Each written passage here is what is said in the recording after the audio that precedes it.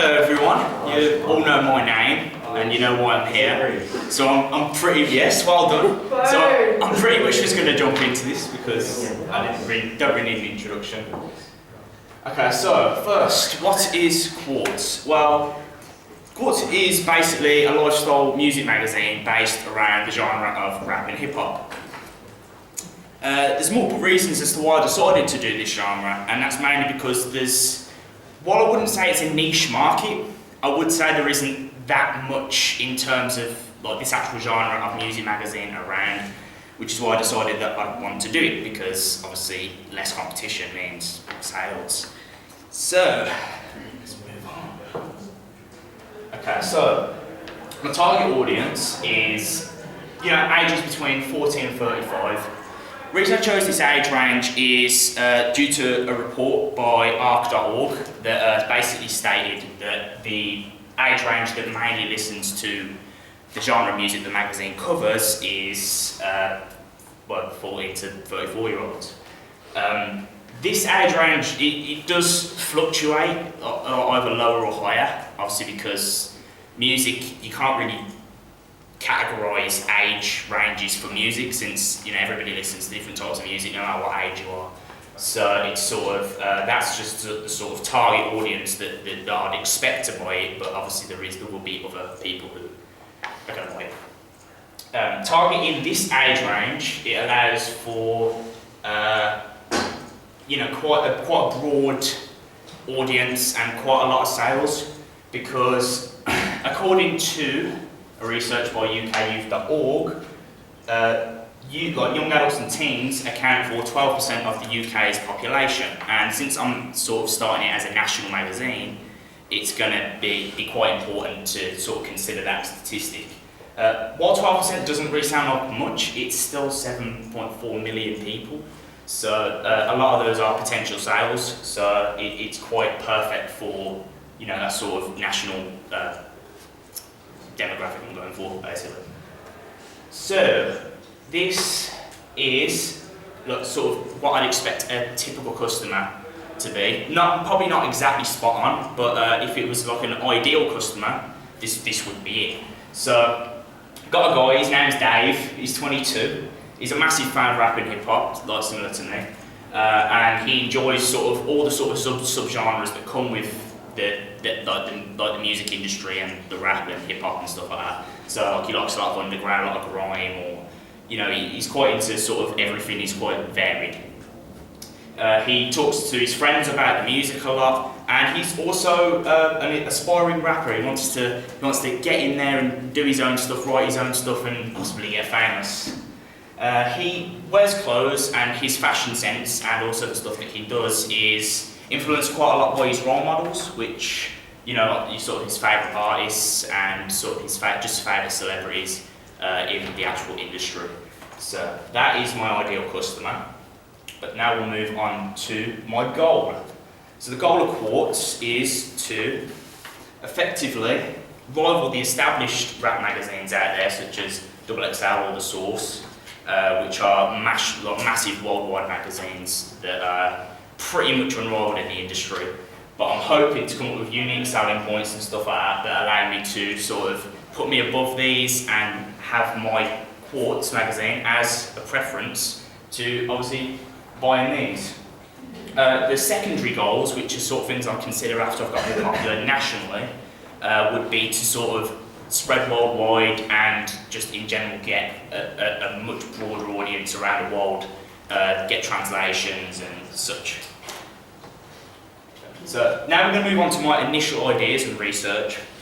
So these are my initial name ideas, and also for the font of the actual magazine. So I come up with lots of different sort of like names sort of relating to music. So we've got things, it's a bit blurry because my phone camera wasn't great, but we've got things like Inferno, because spitting fire. Things like Replay, because that fire was so damn good. Things like Rewind, because once again that fire was damn good. Volume, you want to turn that fire up. Please stop while you're ahead. Pause, forget that's there, you don't want to pause that fire. And yeah, so that's basically the name it's come with. But I decided with Quartz because while Quartz is control yourself back there. While Quartz isn't really sort of related in that way, it sounds cool and cool names sell. So that's basically why I chose it.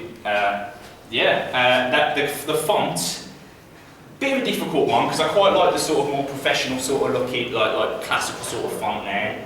I did like sort of the thinner and like the sort of more just standard blocky font, but I went with that one because I really like the look of the Q.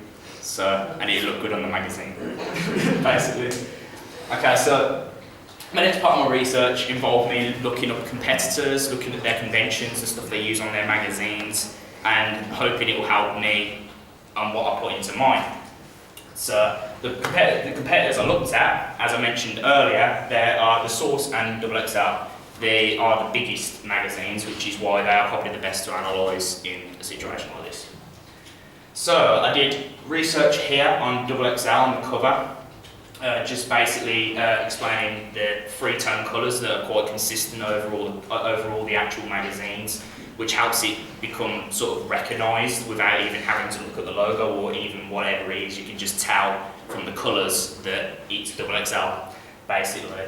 They've got an established celebrity on the front, which means you don't even need to look at that title, and that's also why the title's behind his head, because it's Eminem, who doesn't know Eminem.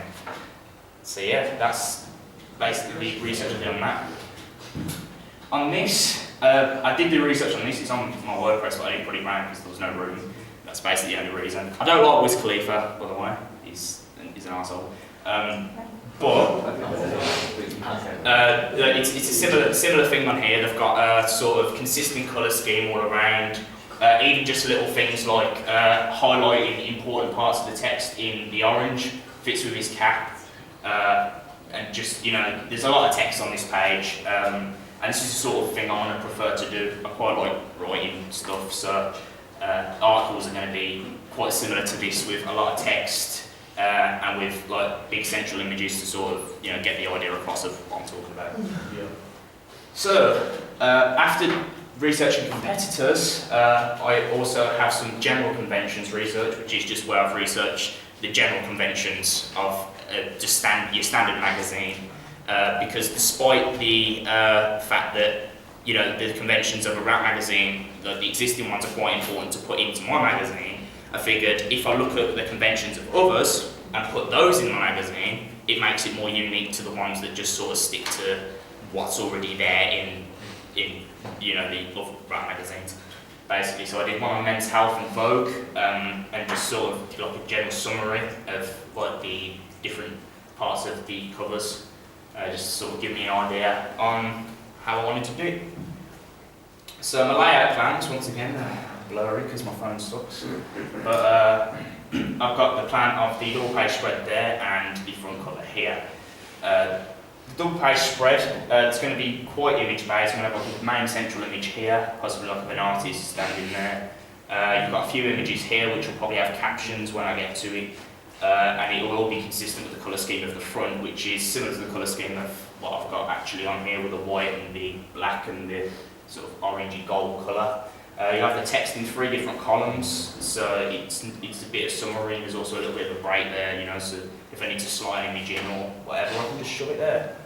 With the cover, I'll have like the cover lines down here. I've obviously considered the bleed lines, if you can actually see, which you probably can't.